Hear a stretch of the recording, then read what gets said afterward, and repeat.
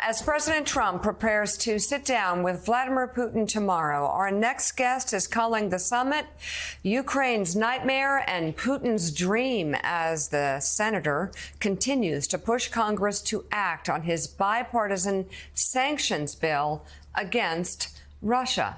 Joining us now, Democratic Senator Richard Blumenthal of Connecticut. He's a member of the Homeland Security, Armed Services, and Judiciary Committees.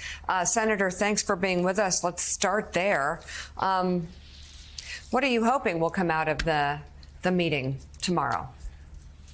Well, let's begin with the fact that this summit meeting is a tremendous gift to Vladimir Putin. He's meeting one-on-one with the President of the United States. He has been charged with war crimes by an international body, and he's lucky not to be arrested. But what I hope is that Donald Trump will stand strong with him. And you were right when you said earlier it's a legacy-making moment.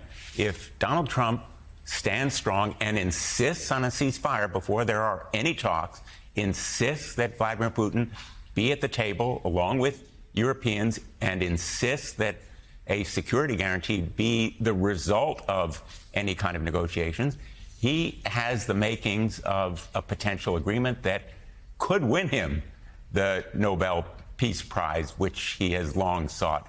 But my fear is that he will be the mercurial Donald Trump who allowed the deadline for sanctions to pass last Friday without any impositions of new levies on Russia, and that he will fail to adhere to those principles adopted yesterday by the European countries in their meeting, their conference with him. And I must say, a plug here for the European countries. I met with them in July. They are foursquare in favor of sanctions because they understand that Putin is a thug.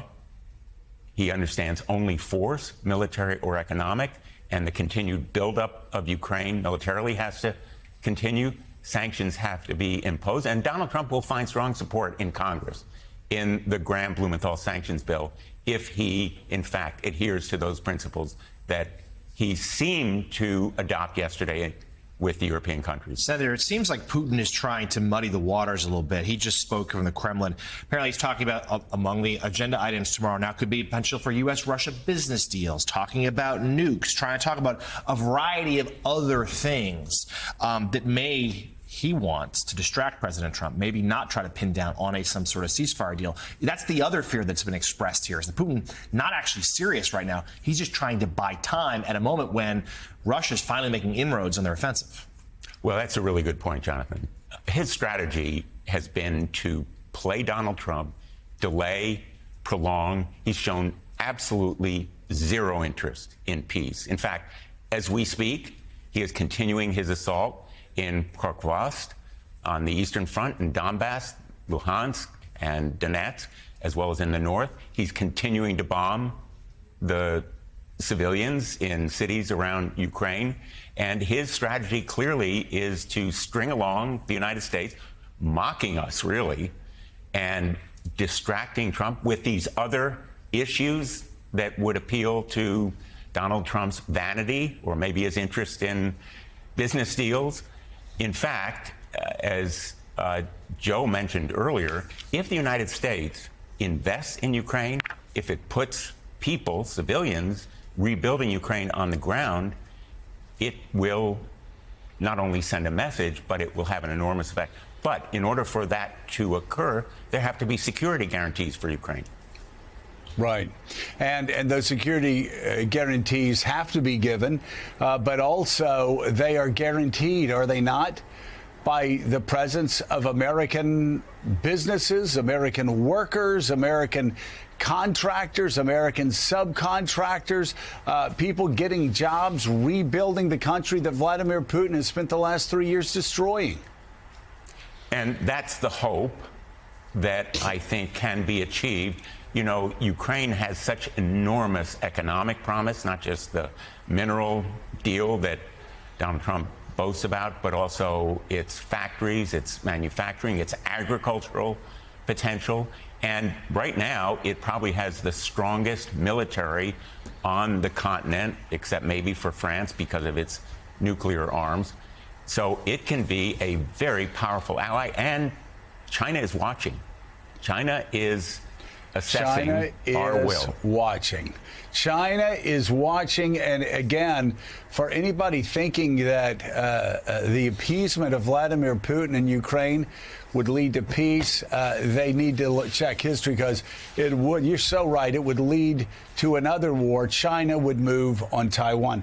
I want to ask you why you think it is, because it does remain a bit of a mystery to me.